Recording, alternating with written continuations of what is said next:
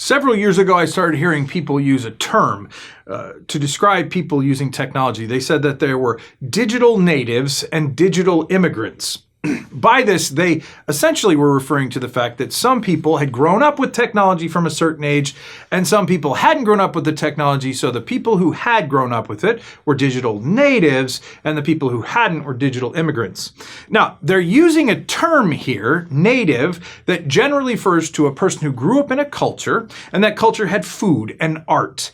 It had artifacts, it had language, especially language, and it means that in essence, in growing up in that space, you learned all of those things by being immersed in your culture. It was just part of your life and who you were and who you thought you were and the stories that you told about yourself. Conversely, it also meant that if you were a digital immigrant, the immigrant language is that you grew up in a different culture and you moved to this new culture. And so you were learning it through the original culture that you had, which means you were always kind of trying to play catch up.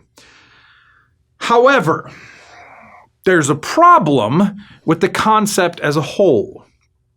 To explain this problem, let me ask you a simple question. If I grew up in a house next to the ocean, do I automatically know how to swim? Do I? The obvious answer is no. Now, it's a pretty good chance that if I grew up in a house next to the ocean, that I actually took swimming lessons or went out and learned to swim, or my parents taught me to swim. By getting out in the ocean, I actually was exposed to it, but that doesn't automatically mean that I know how to swim just because I live next to the ocean. In the same way, just because a kid or a teenager or a college student or a young adult grew up in a time where there was technology, by that you mean digital technology, there was technology, it doesn't automatically mean they know how to use it. Why? Because it's a thing you learn to use. It's a skill, it's an experience. You either learned to do it or you didn't.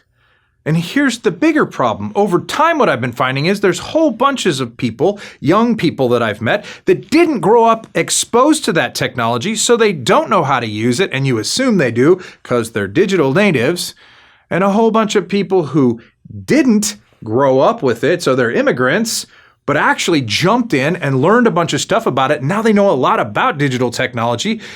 So what am I asking? For you to stop saying digital native and digital immigrant. Stop saying that, because they don't actually help us describe reality.